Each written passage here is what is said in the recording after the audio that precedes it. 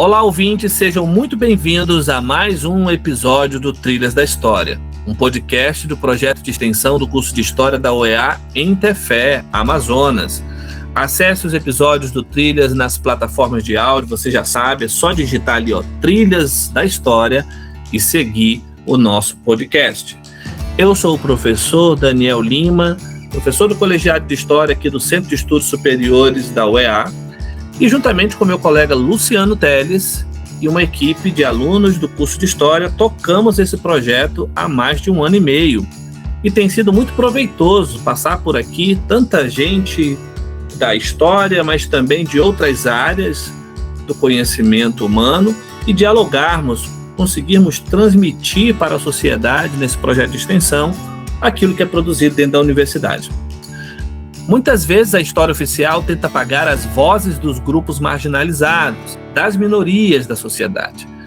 Mas essas vozes encontram formas de resistir e de se reinventar. Nosso tema de hoje é História e Resistência, da gramática pajubá à performance visual.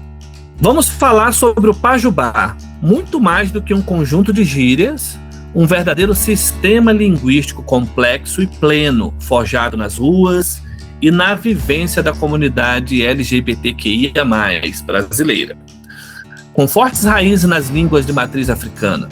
Para nos guiar e debater sobre os atravessamentos entre a linguística queer, os estudos decoloniais e a história, nós recebemos hoje o professor e pesquisador Renato Regis Barroso, mestre em Letras e Artes, e nosso colega aqui no Centro de Estudos Superiores, no SEST-UEA, no curso de Letras.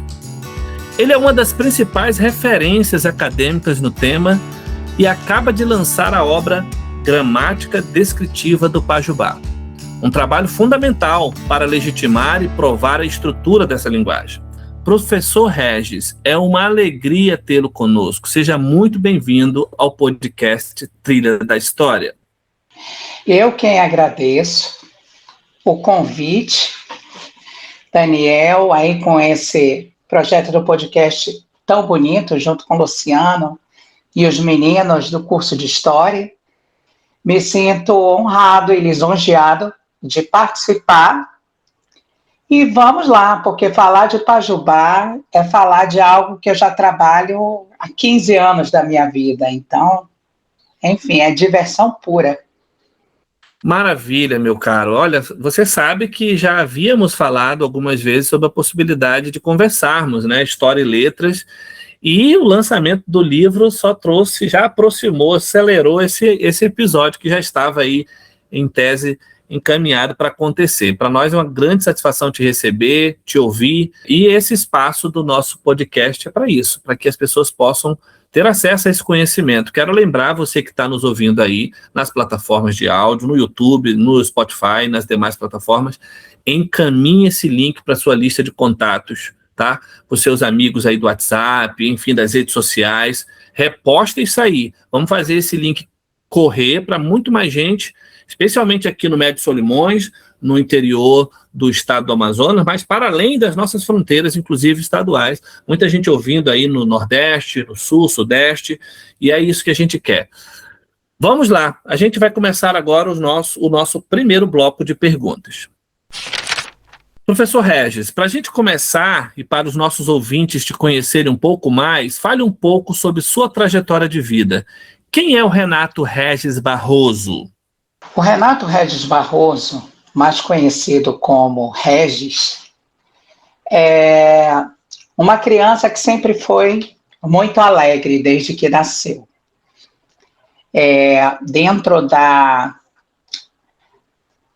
conjuntura do pajubá, a gente fala, inclusive sem nenhum pingo de vergonha, uma criança viada, né? Uma criança que sempre teve o apoio de pai e de mãe e sempre teve um amor incondicional, né? Minha mãe era evangélica e meu pai era umbandista. Então, eles costumavam dizer que eu sou filho do amor. E assim, desde cedo, contando aqui algo que, inclusive, minha irmã levou no dia do lançamento do livro, lá em Manaus, no Casarão de Ideias, O meu primeiro banho em casa foi dado pelo meu pai. E o meu pai colocou muito açúcar, porque ele disse que seria uma forma de sempre as pessoas, né, que estivessem ao meu redor gostassem de mim. E eu acho que funcionou, porque seja onde eu estiver, eu sempre me sinto assim, bem acolhido, bem amado, e isso me faz muito bem. Então, esse Regis, criança, ele sempre foi um menino que não tinha medo, por incrível que pareça, mas também eu era muito bem resguardado por 5 irmãos. Então, eu acredito que eu me sentia muito bem protegida. E uma irmã, né? E assim, desde que esse Regis colocou na cabeça que ele um dia seria um grande escritor, ele foi em busca disso. E depois de anos, escrever, né, a primeira obra, nossa, foi algo assim incrível. Ainda mais a forma, a receptividade, né, a forma como foi recebida pelo público leitor. Porque no primeiro momento eu achava que seria algo que só iria para o público da comunidade LGBTQIA+. E para o meu espanto, né, foi muito além disso. Acabou ganhando aí muito mais leitores do que eu esperava. Óbvio, isso é bom. Então aí eu volto, né, aquela fala que diz que o banho de açúcar deu certo. Então, esse Renato Regis Barroso, ou melhor, esse Regis, ele é justamente esse menino que se transformou no homem queer, que hoje está com quase 50 anos de idade, e ainda procura mostrar para as pessoas que elas devem amar a si própria, acima de tudo, porque eu costumo muito fazer uso da expressão da maior drag queen, a rainha das drags do mundo, que é a RuPaul Drag Race. Ela diz que não adianta você querer amar as pessoas se você não ama a si mesmo. Então, assim, eu acho isso muito bonito. E é isso que eu procuro, eu, né, o Regis pessoa, o Regis professor, é isso que eu procuro hoje. Eu procuro, sim, óbvio, sempre fazer as pessoas se sentirem bem com a minha presença, mas eu não consigo ser uma pessoa que está em um ambiente sem se sentir à vontade. Então, sempre foi assim. Eu acredito que é uma característica boa, não vejo como uma característica ruim, mas esse Regis, que um dia foi criança e que já sonhava em escrever, né, em ser um grande escritor um dia, eu acredito que esse Regis, criança hoje, aos quase 50 anos de idade, ele começou a realizar esse sonho, né? E tudo começou com artigos, que eu sou muito de publicação de artigos, e eu não me sentia ainda, né, totalmente à vontade de começar realmente a escrever um livro. Só que eu aprendi uma coisa, Daniel. Quando a gente começa, a gente não para. É incrível quando você fica imerso, totalmente imerso na escrita, né? A escrita, ela é libertadora. Então, por aí a gente começa, né, a levar essa viagem e, principalmente, como você já colocou bem na apresentação, a gente já começa dando voz a quem durante anos e anos, durante, na verdade, décadas, foi sempre calado, né? Sempre viveu às margens, principalmente dentro da comunidade, a comunidade das travestis, que sempre foram as que estiveram da linha de frente. Muito bem, Regis, e eu sou testemunha. Acho que a gente chegou quase que junto no SEST, e o quanto você torna o ambiente leve, agradável, com essa sua sinceridade, com essa paz de espírito que você transmite. Quero deixar registrado isso aqui em nome de todos aqueles que sentem a mesma coisa. Nós vamos agora para a nossa segunda pergunta. Para situarmos os nossos ouvintes, Regis, o que é exatamente o Pajubá? E em que momento da nossa história ele surge como esse fenômeno linguístico? Eu costumo sempre conceituar o Pajubá de uma maneira mais simples possível, como sendo uma tecnologia de sobrevivência. Porque quando ele surge justamente no período da ditadura militar. E ele surge como um código linguístico que era falado pelas travestis na época, para não levar coió dos alibãs, né? Levar coió, levar porrada, e alibã é policial. Então, quando elas falavam aquenda, o alibã, a outra já entendia. Corre, corre porque o policial, ele está vindo aí. Então, assim, esse código linguístico, ele é realmente uma tecnologia de sobrevivência. Porém, muita gente que hoje fala, porque hoje o Pajubá está disseminado, principalmente por conta das redes sociais, né? Mas quando a gente fala do Pajubá em si, e busca se aprofundar e entender a origem, a gente vai perceber o poder da língua através desse código linguístico. Por quê? Porque ele era usado como proteção. Aí pergunta-se, então não é mais um código de proteção? Hoje a gente já vive uma era em que o processo de censura, podemos falar assim, né, entre aspas, melhorou. Claro que não se compara ao período da censura da ditadura militar.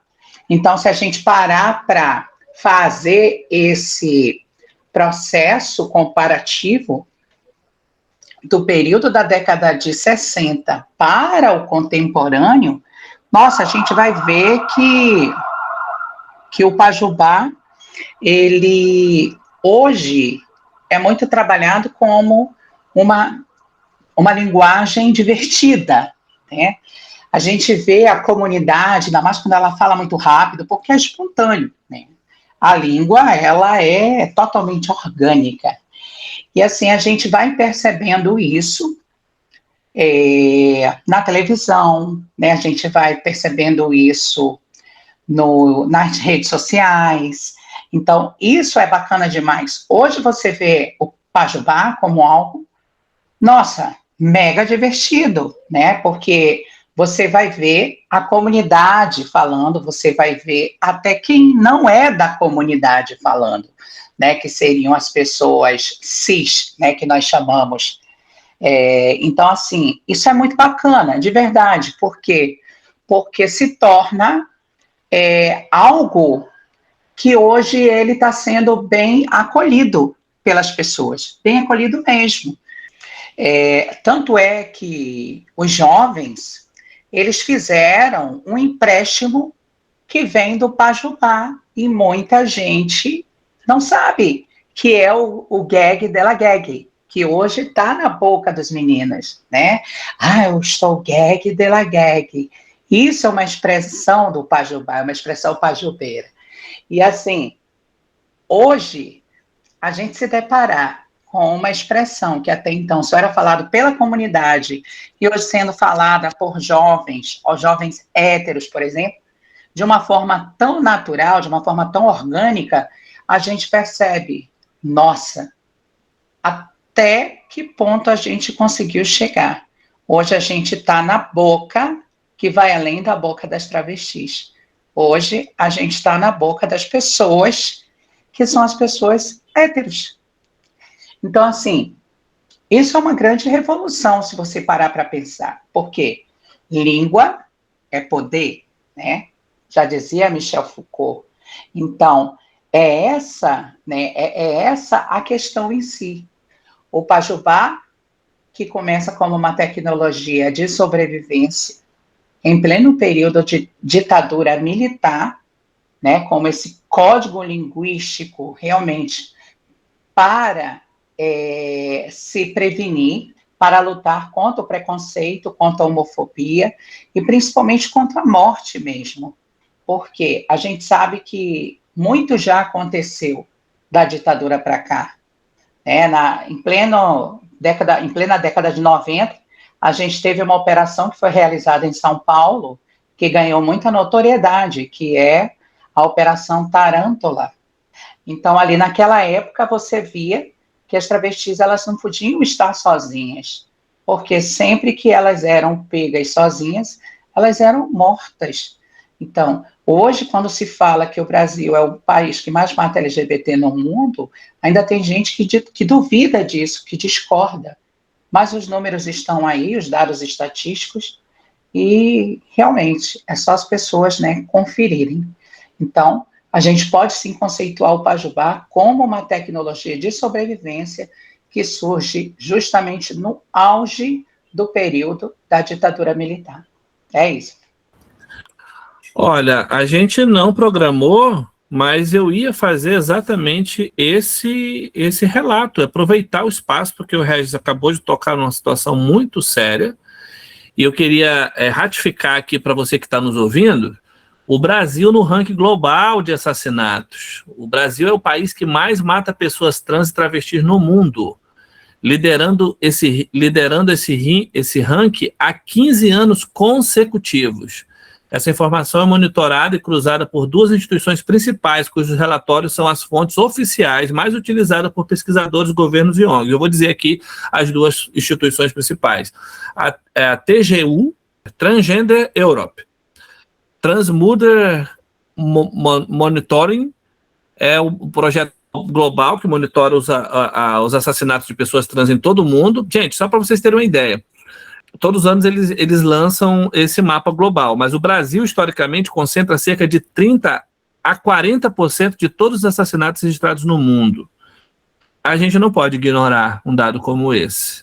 As instituições como um todo não podem ignorar. A escola, a universidade, a igreja, as forças armadas, as repartições, as instituições que se expressam no Estado brasileiro. E a outra é a ANTRA, Associação Nacional de Travestis e Transsexuais, que também é a principal organização brasileira responsável por mapear esses dados internamente no país, tá? Então, assim, para quem quiser acessar o dossiê mais recente, foi lançado em janeiro de 2026, da ANTRA, Associação Nacional de Travestis e Transsexuais. Só para ratificar, e você que nos ouve, compartilhar essa informação. Isso aqui precisa correr aí, inclusive na comunidade, nos bairros, nas ruas, nas pessoas que estão mais sensíveis à dimensão humana, que é a que nós estamos elevando aqui nesse momento. E vamos continuar, Regis. Mais uma pergunta sobre, ainda nesse bloco. A gente sabe que o Pajubá tem uma força essencialmente oral, vivida e transmitida nas ruas. Como surgiu a ideia, Regis, de organizar a gramática descritiva do Pajubá, que é o nome da sua obra, né? Como foi esse desafio de pegar essa tradição oral e provar a sua estrutura dentro de um sistema linguístico que é escrito? Antes de entrar, eu quero aproveitar que você falou do movimento ANTRA, né, que já vai, inclusive, puxar o gancho para a resposta dessa tua próxima pergunta. Tu vais perceber por quê, Daniel. Perfeito. Ninguém nem combinou, né? Isso que é legal. Gente, no movimento ANTRA, nós temos uma travesti que hoje ela é uma travesti muito conhecida, que se chama Giovanna Baby. E a Giovanna Baby, ainda na década de 80, ela colocou na cabeça que ela queria escrever algo que mostrasse esse código linguístico que já estava acontecendo. Nós temos que levar em consideração que Giovanna Baby hoje, ela é uma travesti com mais de 60 anos de idade. E isso no Brasil, meus amores, é um milagre. Por quê? Porque a estimativa de vida de uma travesti no Brasil é de no máximo 35 anos de idade. Então, quando você vê uma travesti que se prostituía nas ruas, que conseguiu, inclusive, viver depois do vírus da AIDS, é um total milagre. E Giovanna Baby, durante muito tempo, ela sempre trouxe essa ideia de que ela precisava escrever sobre isso. E aí, lá mais ou menos em 92, ela escreve uma obra chamada Diário de Bonecas, que foram os primeiros registros do Bajubá. Ela não usava, e até hoje ela não usa Pajubá com P, ela usa o B, Bajubá, tá? Por quê?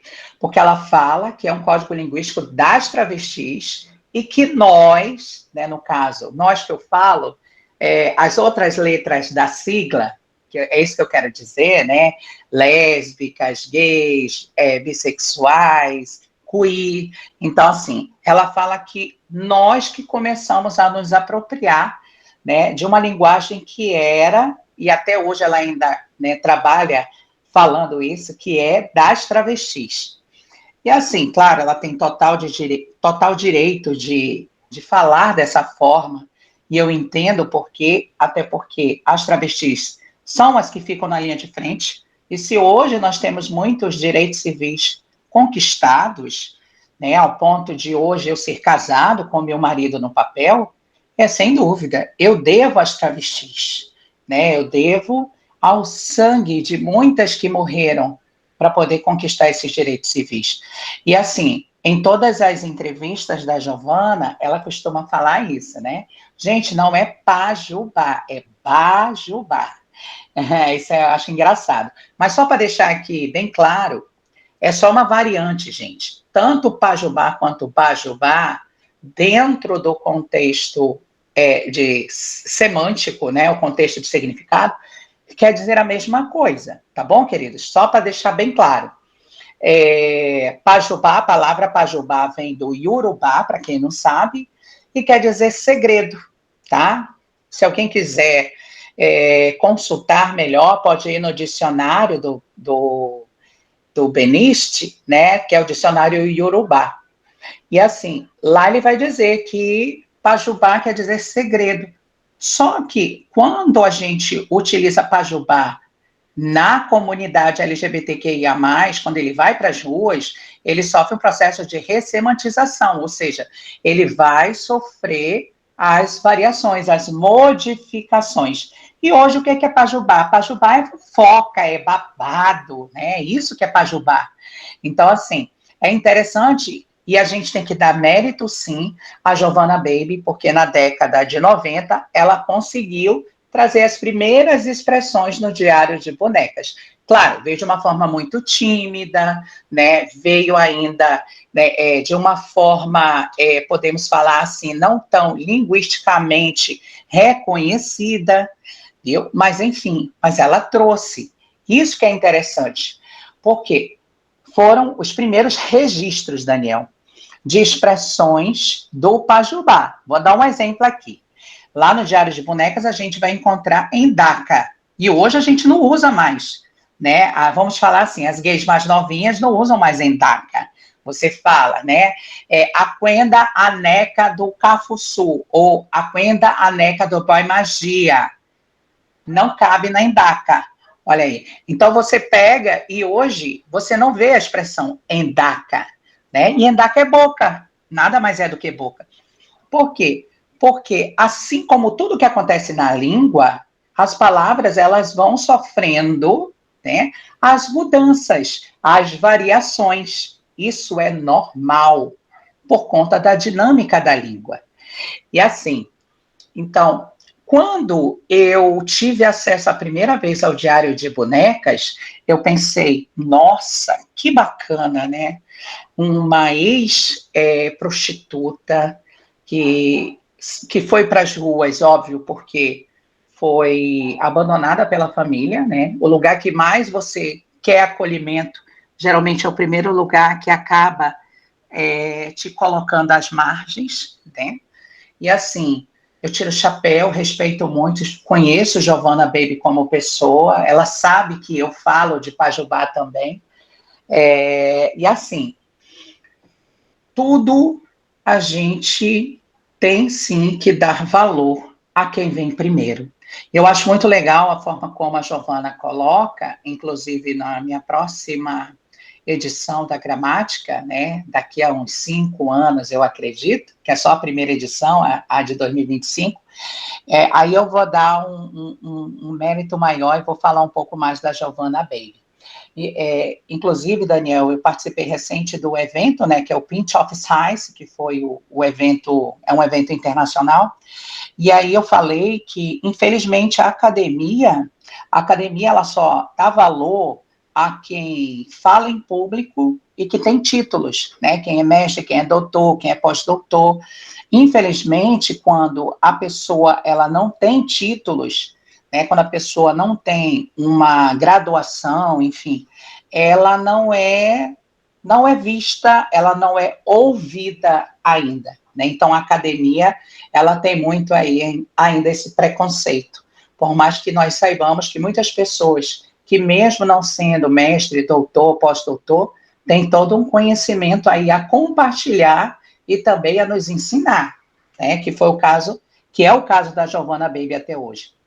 E assim, o que acontece? Depois vem a Aurélia, a dicionária da língua afiada, né, escrita por 2 jornalistas. Infelizmente, até hoje, só um apareceu na mídia, o outro ele se manteve no anonimato, né? São 2 autores, porém o Fred Lieb nunca apareceu, nunca. Ninguém sabe quem é Fred Lieb, até porque é um pseudônimo, né?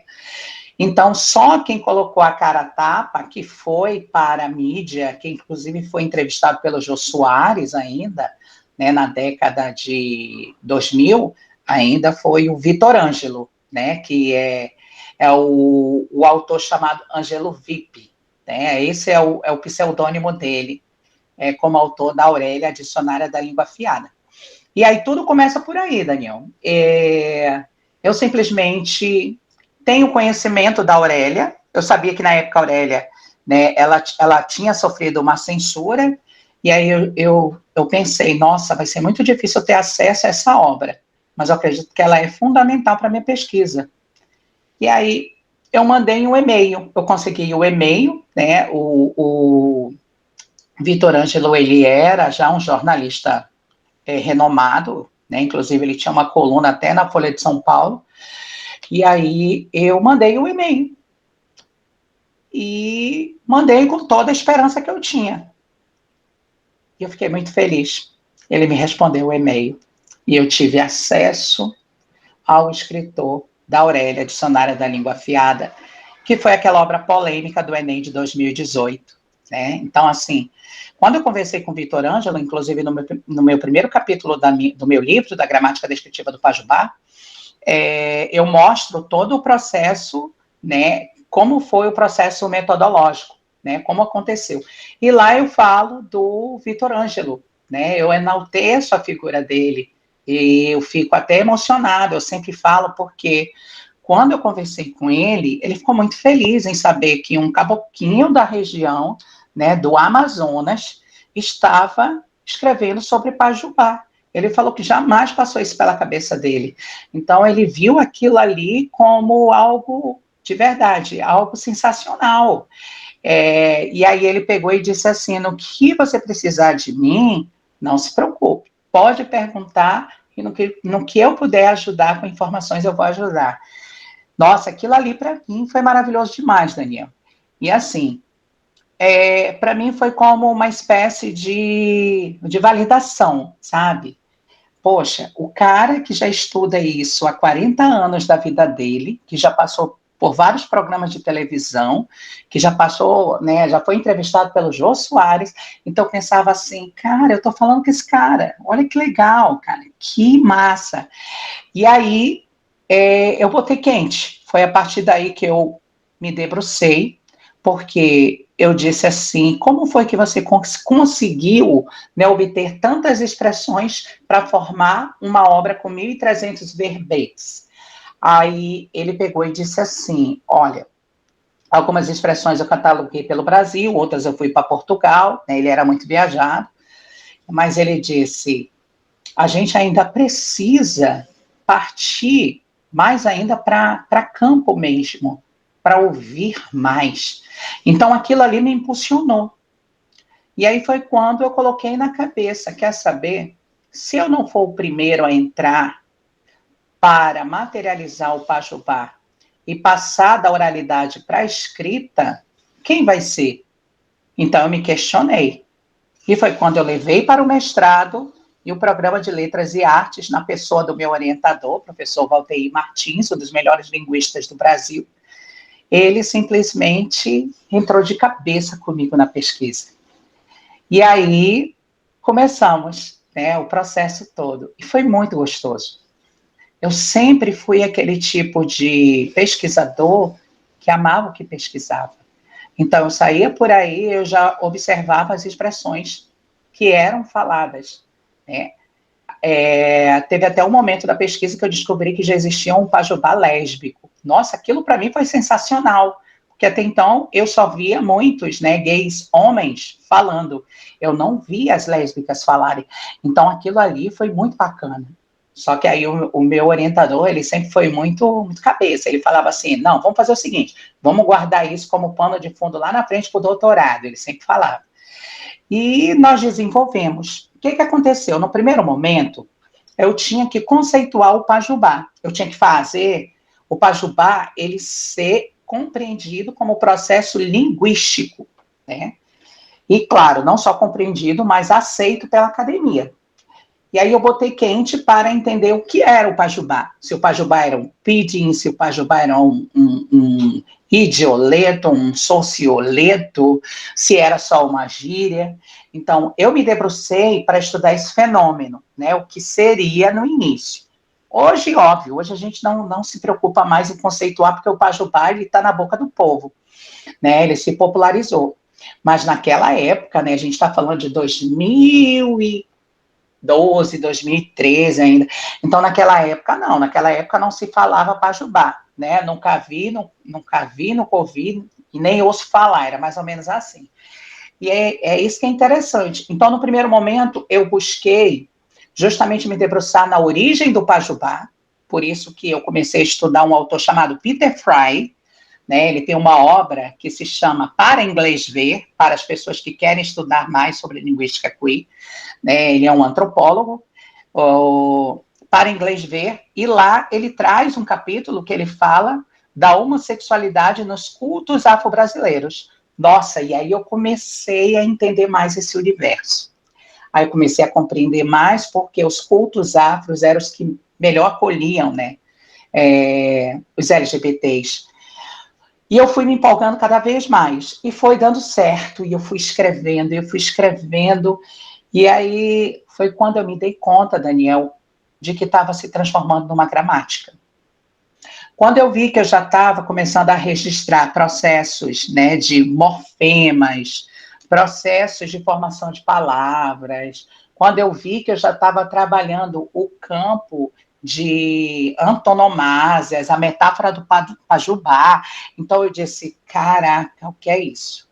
No primeiro momento eu fui na veia da fonética e da fonologia, né? Então fui vendo os processos, né, que ocorrem na língua de maneira comum, que a gente estuda, né? São processos, a gente chama de processos metaplasmáticos, é quando há aquelas perdas, né, de letras, ou acréscimo de letras, enfim.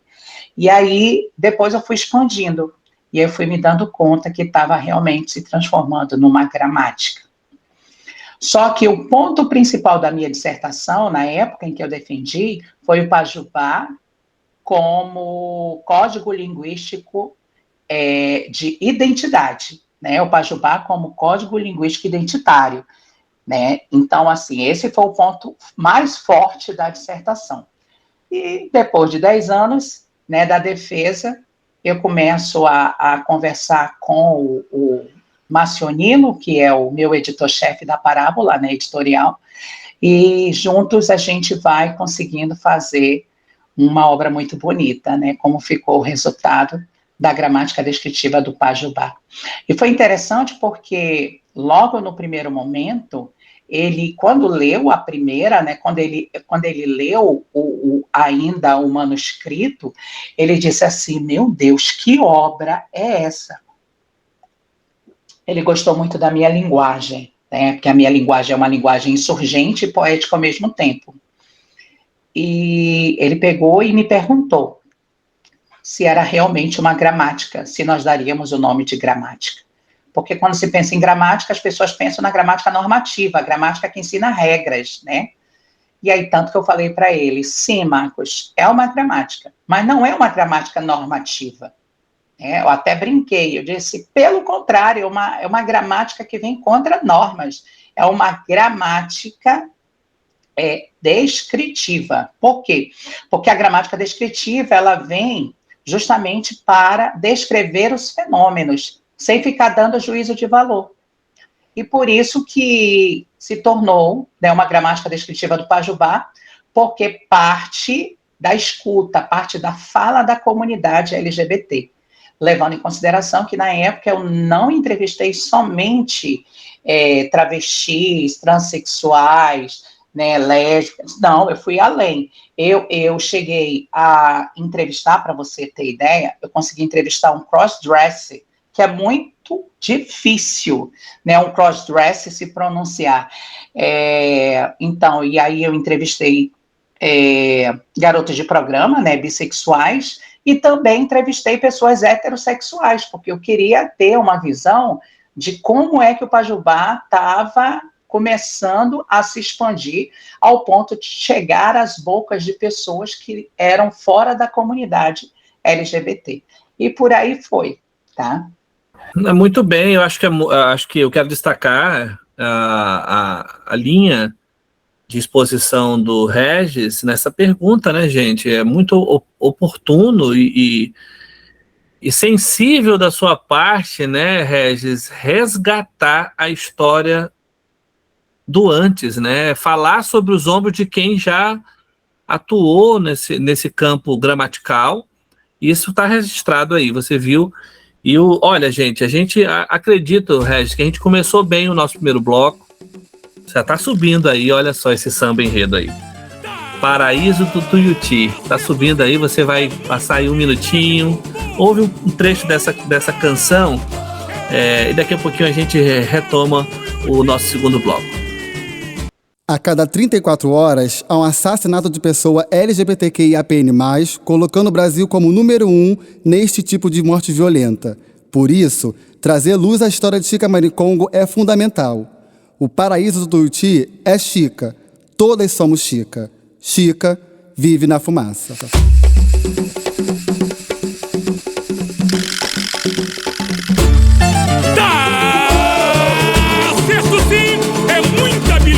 Meu povo, canta! Canta, Tuiuti! Vim da África, mãe, mas se a vida é vã, em banda me fiz, em gangue é raiz, eu pego o couro na unha. Canta pra Exu! Pra fazer fuzuê. Mojubá, oi marado, fubá e dendê. Mojubá, aguentar sem xoxá, pra fazer fuzuê. Mojubá, oi marado, fubá e dendê. Só não venha me julgar, pela boca que eu beijo, pela cor da minha blusa e a fé que eu professar. Não venha me julgar, eu conheço meu desejo. Este dedo que acusa não vai me fazer parar. Faz tempo que eu digo não ao velho discurso cristão. Sou um manicongo, há duas cabeças em um coração. São tantas e uma só, eu sou a transição. Maravilha, estamos de volta. Olha só, que samba enredo, hein? Que potente, né? Que letra, que música. A gente dá espaço e abre espaço no nosso podcast, nesse episódio do Trilha da História, para falar de um tema muito importante, gente. História e resistência, da gramática Pajubá à performance visual. Hoje quem está com a gente é o professor mestre Renato Regis Barroso, professor que acabou de lançar uma gramática que a gente já... você que perdeu a primeira parte, volta aí para você acompanhar direitinho o que ele já apresentou para nós. Agora nós vamos avançar, falar um pouco sobre as expectativas, os prognósticos aí para o futuro, né? Para o tempo presente e futuro, Regis. Eu queria retomar agora o nosso segundo bloco de perguntas, então. Regis, entendemos até aqui que tudo começa pela oralidade, depois vem a escrita. Mas o poder de discurso não vai muito além? Existe uma semiótica do Pajubá. O que seria o Pajubá visual, pensando hoje esse universo potente da cultura visual que emerge nas telas? É interessante demais, porque quando a gente fala em semiótica, para quem não é da área da linguística, a semiótica ela trabalha com signo linguístico, gente. Esse signo ele pode ser em formato de símbolos, né, como a cruz, por exemplo, que geralmente as pessoas remetem ao cristianismo, né, pode ser através de ícone, como, por exemplo, nós que somos do universo LGBTQIA+, existe um ícone, né, no universo gay que é a Cher, para quem não conhece, tá? Para as gays novinhas, geralmente é Beyoncé, mas para quem é realmente, né, da década de 80, década de 70, é a Cher, sem dúvida. E assim, existe o ícone, existe o símbolo, né, que são processos semióticos. Então, quando a gente pensa na semiótica, a gente vai pensar no campo da imagem. E essa projeção da imagem faz a gente compreender que o Pajubá vai muito além da oralidade. Por quê? Quando você fala, né, vamos lá, só para entender melhor. Lembra que a fala individual, né? E assim, a oralidade, ela é marcada por hesitações, né?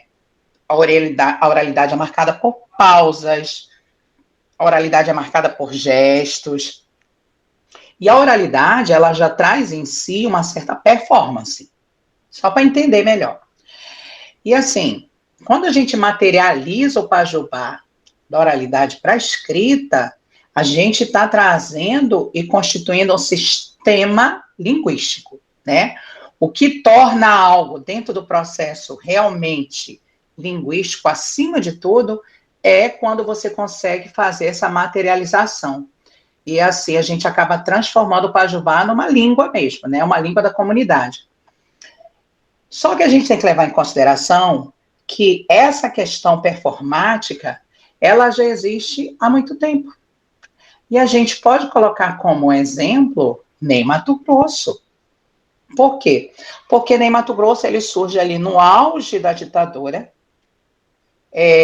com uma vestimenta que era totalmente diferente de se ver num homem.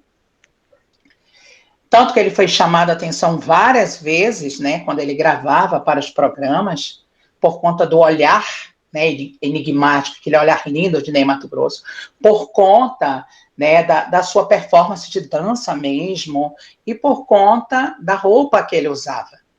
Isso é Pajubá visual, só para as pessoas entenderem, né? O Pajubá visual fala. Regis, só um comentário. Inclusive, você faz referência, eu me lembrei ainda da banda Secos e Molhados, né? Esse período, bem anterior à carreira solo dele, né? Exatamente, na banda Secos e Molhados, porque aquela banda ela era, né, composta por 3 pessoas, das quais 2 eram héteros. Então, os próprios colegas dele, volta e meia, ficavam chamando a atenção, né, do Ney, né, bora voltar. Não pode ser assim, não pode ser assado. Então, mas mesmo assim, era tão natural, né, a performance do Ney Matogrosso, que não tinha como. Era algo muito, muito demais. E o que acontece? Para, até mesmo para surpresa de muitos, ele começou a ganhar o gosto do público, né, daquela forma, né, que ele se apresentava. E sabe o que é interessante, que a gente tocou no nome do Ney Matogrosso? Vou já voltar para o Pajubá visual, prometo, galera. Mas assim, foi interessante tocar no nome do Ney Matogrosso, porque até hoje o Ney, ele ainda está fazendo show, né? Para quem não sabe, O Ney, então, ele está hoje com 82 anos de idade e tem meu Deus, eu invejo demais. Ele tem uma resistência física que eu acredito que inveja a muita gente, né? Então, ele ainda consegue fazer a mesma performance, ele consegue trabalhar com os mesmos olhares. E outra, a voz. Ele consegue trabalhar uma voz aveludada, né? Uma voz que, nossa, é uma voz que acaba contagiando as pessoas. E é interessante a gente parar para pensar, porque inúmeras vezes o Ney Matogrosso foi questionado sobre a sua sexualidade.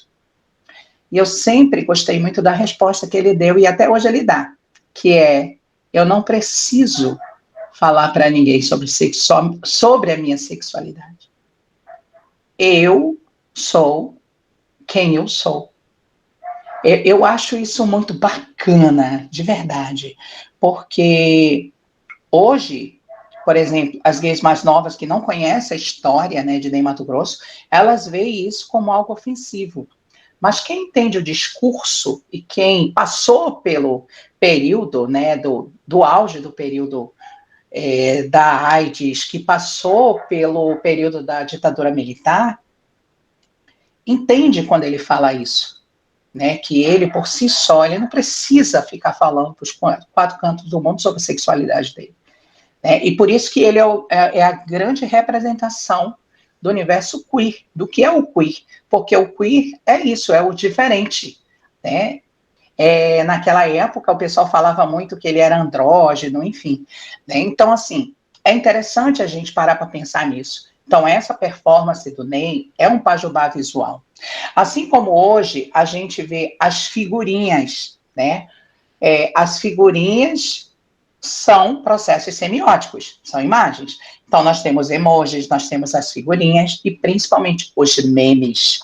Quantos memes nós vamos ver, né, a questão da presença do pajubá? Inúmeros. Uma figurinha que hoje até homens héteros usam, o leque, por exemplo. Né? Eu tô me lembrando das tuas figurinhas. E assim, gente, é muito legal, porque inclusive eu falo da onomatopeia do leque na minha gramática, né? Eu já falava na minha dissertação e falo na minha gramática. Então, tudo isso, os emojis, as figurinhas, quando a gente pensa nos memes, né? Quando a gente pensa nas performances drags, tudo isso a gente está vendo um pajubá visual. Lembrando, Daniel, porque eu sei que você é só um pouquinho mais novo do que eu, né? Porque eu já sou purô. Então, assim, o que acontece? Na década de 80, para quem não sabe, no programa do Silvio Santos tinha uma parte do programa que era dedicado ao concurso de transformistas. Gente, nós estávamos anos, olha aí, anos-luz naquela época. A gente está falando de década de 80 ainda, na verdade. Então, assim, já existia no show de calouros, né, o Silvio Santos levava as grandes transformistas brasileiras. A gente chamava de transformistas. Só para deixar claro, gente, ainda não se usava o termo drag. O termo drag, ele vai ganhar essa reverberação no Brasil a partir ali da década de 2000, principalmente quando cai no gosto do público o programa, que é o programa RuPaul Drag Race, né, que é o reality, é o maior reality drag que existe no mundo. E daí vem a expressão do drag, né, lá do estrangeiro, e começa a se corporificar, porque a gente sabe que brasileiro adora uma palavra estrangeira, né, e logo pega e vicia. Então, aí que se usa, começa a se usar o termo drag, certo? Só que a gente vai ver aí outras grandes figuras que envolvem o pajubá visual. Quer ver um exemplo? Elke Maravilha. Quem conheceu Elke Maravilha, ela parecia uma drag queen. Meu Deus, tinha gente que tinha dúvida se ela era realmente mulher, né? Então, assim, é maravilhoso demais quando a gente, né, consegue trazer, né, essas personas desse universo, desse pajubá visual. E a outra é a Xuxa, né? Inclusive, o próprio documentário da Xuxa mostra bem, né, as várias roupas que ela usava. E era engraçado que ela falava que ela se sentia como se ela fosse uma boneca.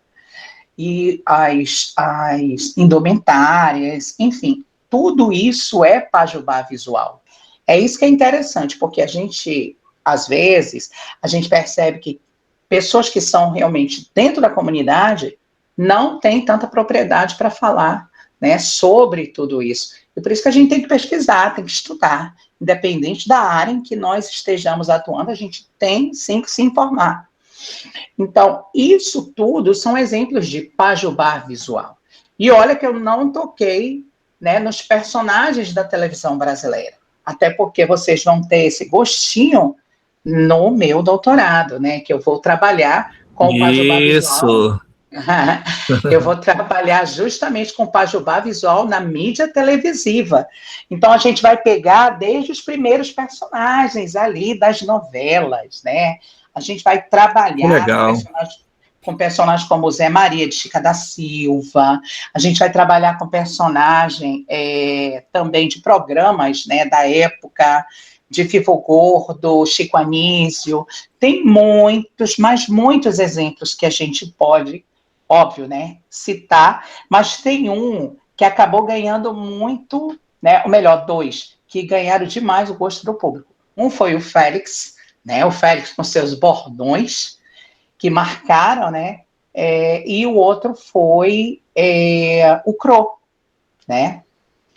Então, assim, tanto que fizeram até um filme, né, com o Cro, de tanto que ele ganhou, né, evidência, né, de Verdade.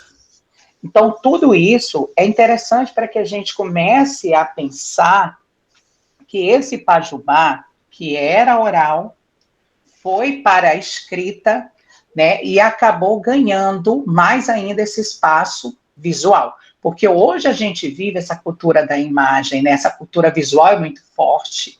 E é isso que faz com que, muitas vezes, jovens prestem mais atenção. Né? Foi essa época que a gente via ali pessoas que ficavam horas e horas lendo uma obra ou assistindo a um vídeo, né, um pouquinho mais longo. Não, hoje você quer ver, geralmente, aquilo que é muito rápido, né? Vai passando ali a tela e vai vendo. Então, é dessa forma também que a gente tem que colocar em evidência que o pajubá visual, ele começou a ganhar mais destaque ainda, né, a partir desses vídeos curtos, né, os reels, os shorts, enfim, são vários processos que a gente pode, sim, entender como pajubá visual. Gente, que aula, né? Eu não imaginava que ia ser tão bom assim, Regis, porque você está dando aqui realmente elementos norteadores dessa cultura. Portanto, gente, a gente já vai chegando ao final e a gente quer uma última pergunta aqui ainda para o Regis, antes de a gente encerrar. Regis, diante disso tudo que você já abordou, né, nessa recapitulação, nessa verdadeira aula que a gente recebeu aqui, como você vê, como você observa o impacto histórico dessa linguagem atualmente, né, dessa performance, que antes eram códigos de resistência de marginalizados, agora ocupando as telas, o imaginário popular, a cultura, né, se estabelecendo na sociedade atual? Nossa, eu vejo isso, para mim, né, a visão do Regis, pesquisador de pajubá há mais de uma década, eu vejo isso, Daniel, como uma grande vitória, de verdade. A gente sabe que o pajubá, ele acabou ganhando muita notoriedade quando veio a questão no Enem 2018, quando aquela pessoa que a gente não cita nome, né, enfim, o Valdemar, quando ele veio e falou muito mal do pajubá na época, isso tudo fez com que a gente acabasse ganhando mais notoriedade no Brasil todo. Essa que é a verdade, né? Inclusive foi na época em que a minha dissertação acabou viralizando e meus seguidores, eles saltaram da noite para o dia, né? Tanto aqueles que gostavam quanto os que não gostavam, que a gente tem esses dois lados, né? A questão dos haters, né? A gente sempre tem aí esse público que não gosta e vem com tudo em cima. Enfim, mas a gente faz do limão a limonada. Então, eu percebo que esse código de resistência, né, que por anos, né, foi marginalizado, para alguns ainda se torna, né, marginalizado, eu percebo que quando entra na mídia televisiva, mesmo de forma um tanto caricatural no início, né, dessa forma um tanto carnavalizada, como a gente vê ainda alguns humoristas, né, fazendo uso, né, do Pajubá dentro dessa perspectiva, mas a gente vai ver ali, por exemplo, o Ferdinando, né, com um programa chamado Ferdinando Show, que ali ele mostrava Pajubá em todos os seus episódios. E a gente deve muito também a uma outra figura que acabou ganhando o Brasil, que foi o Paulo Gustavo, né, de quem a gente sente muita falta até hoje, sem dúvida. Então, assim, a gente percebe, né, essas pessoas entrando nas telas das famílias. É interessante, Daniel, a gente parar para pensar, porque vamos voltar um pouquinho aqui na história. Nós tivemos uma travesti que ela era conhecida como a travesti da família brasileira, conhecida como Rogéria. E a Rogéria participou, né, foi a primeira travesti a participar de uma novela global, né, ela participou de Tieta do Agreste. Então, por aí tira, quando a gente percebe uma representatividade, né, uma travesti atuando numa novela, nossa, isso foi de uma dimensão impactante, né? Por aí você tira. E depois vem a Nani People também atuando nas novelas. Então, isso para mim hoje, né, ver essas figuras que durante anos e anos só participavam de programas de auditório, né, podendo fazer parte de uma novela televisiva brasileira, nossa, ocupar esses espaços, né, esse espaço de tela, eu não tenho nem palavras para isso, né? E aí a gente vai também hoje ver personagens que estão aí atuando na novela. Recentemente terminou uma novela que nós tínhamos uma mulher trans, né, a coisa mais linda. Então, assim, é encantador você perceber que, aos poucos, a sociedade está começando a entender que a sigla LGBTQIA+, né, ou melhor, LGBTQIAPN+, ela não é só uma sopa de letrinha. Inclusive, eu trago isso, Daniel, no meu último tópico do último capítulo da minha gramática, né? Eu explico de uma forma, assim, até um tanto mais leve, né, e até um pouco mais humorística, o que significa cada sigla, né, da comunidade. Então, perceber pessoas trans participando desses espaços hoje, para mim, é mostrar a potência que a língua consegue proporcionar. Fazendo uso aqui, né, das palavras do meu divo linguista maravilhoso, professor Fiorin. O professor Fiorin, ele sempre fala que a linguagem, ela é um ato político. E eu concordo plenamente. Ela é mesmo. E o Pajubá, ele acabou se tornando uma bandeira contra o preconceito, né, uma bandeira que consegue mostrar o quanto as pessoas que hoje falam não têm vergonha de falar. É a questão identitária, né? Então, assim, perceber que esse Pajubá, que até então, há quase 15 anos, as pessoas não sabiam o que era, e algumas já falavam, e hoje perceber esse Pajubá sendo trabalhado no imaginário popular, né, dessa maneira tão viva, isso é para mostrar que realmente a língua tem muito poder. Dentro da cultura de um povo, a língua, eu sempre falo, a língua é o que mais tem poder. E recentemente a gente viu que isso foi muito brecado dentro do sistema político, Daniel. Né? Tem um artigo que eu escrevi, amores, que se chama Linguagem Neutra, né? Um artigo que eu escrevi e falando justamente sobre essa questão que envolve a não aceitabilidade dessa linguagem neutra sendo trabalhada. Então, várias câmaras, vários deputados entraram contra a linguagem neutra. Então, assim, é interessante você perceber que, mesmo com tudo isso, continua reverberando. Porque não dá para enjaular, não dá para engaiolar, não dá para colocar dentro de uma caixinha e deixar ali.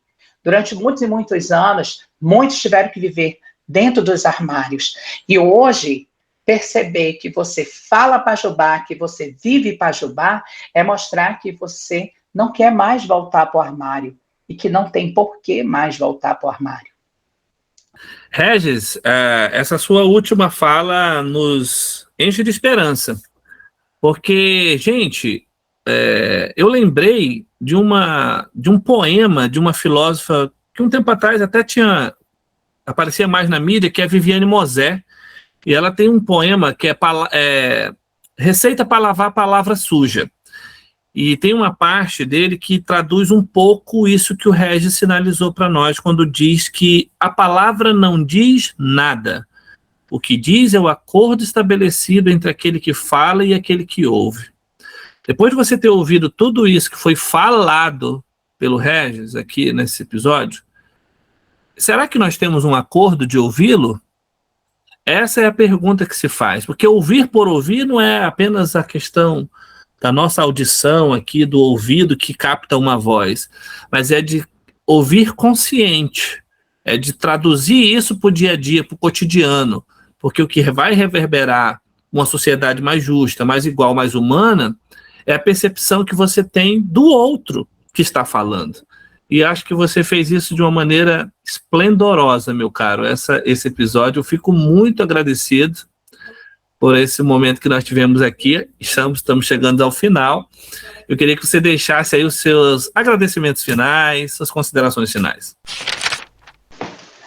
Mais uma vez, eu quero agradecer, né, ao público que interage, né, nas trilhas, com o projeto do Daniel, com o Luciano e os meninos da história, né, essas trilhas da história, que a gente possa fazer com que esses momentos se tornem realmente momentos únicos, né, que a gente possa crescer enquanto pesquisadores. Eu sempre apelo demais para que pessoas escrevam mais sobre o universo da linguística queer, né, que envolvam um pouco mais a teoria queer. Eu estou muito orgulhoso, essa semana a minha orientanda, que é uma mulher trans, Daniel, vai defender o TCC, né, a monografia, trabalhando com pedagogia queer. Então, assim, hoje, encontrar pessoas que vão lá no meu Instagram, agradecer por ter conseguido, por meio do meu primeiro trabalho, ter conseguido ali enxergar alguma lacuna que precisa ser preenchida enquanto pesquisadores. Nossa, para mim isso não tem tamanho, sabe? É algo que me preenche enquanto pesquisador, sem dúvida. É saber que tem mais pessoas que querem pesquisar sobre linguística queer, né? Hoje eu tenho até mesmo, nossa, hoje foi o dia de felicidade, né? Hoje saiu o artigo que eu falo sobre teoria etno-queer, né? Que agora eu também estou escrevendo sobre... Que legal, gente! Sobre, né, as comunidades indígenas e quilombolas, ou seja, indígenas LGBTs e quilombolas LGBTs. Então, assim, gente, porque são pessoas que são marginalizadas duas vezes, né? O indígena, ele já é marginalizado por ser indígena. Agora, imaginem ser ainda o indígena LGBTQIA+. Então, para refletir e ver pessoas começando a realmente entrar nessa seara com a gente, em querer pesquisar, em querer encontrar, né, esse momento de escuta, tá? Porque nós, enquanto acadêmicos, enquanto pesquisadores, enquanto professores, nós temos que nos voltar cada vez mais para esses espaços, mas sempre nos colocando no papel de escuta, né? Então, ouvir e conseguir escrever, partindo daquilo que você ouviu, é algo mágico. Então, que mais pesquisadores venham para a seara do campo da linguística queer. E eu estou aqui para contribuir no que for possível. Por isso, qualquer coisa, contem comigo. Mande sua pergunta para o Regis, seu comentário, não deixe, olha, são todas as plataformas, gente, que a gente está transmitindo esse podcast. Regis, deixa aí rapidamente, porque o Regis é um cara muito ativo nas redes sociais, eu vi o artigo que ele publicou, tá nos stories dele. Deixa teu Instagram aí para o pessoal já seguir, Regis. Gente, o meu Facebook é Renato Regis, né? Porque as pessoas que são mais antigas que nem eu amam o Facebook. Já os Bem mais lembrado. os mais jovens gostam muito do Instagram, né? O meu Instagram é Profeshow, né? Não se escreve igual professor, gente. Só a inicial, né? P-R-O-F-E, Profe. Aí coloca o show no final e junta tudo. Profeshow é o meu Instagram. Podem lá, Show de bola. Se tiverem alguma dúvida, a gente está lá para ajudar. Maravilha, muito obrigado mais uma vez, Regis. Gostaria de, então, agradecer ao Regis a você que nos ouviu até aqui. Segue o nosso Instagram, segue o Instagram do Regis, acesse os episódios nas demais plataformas, encaminhe esse episódio aí para muita gente ouvir. A gente agradece e é isso, gente. Até o próximo episódio do Trilhas. Um grande abraço. Tchau, tchau. Tchau, Regis. Tchau, querido. Tchau, galera.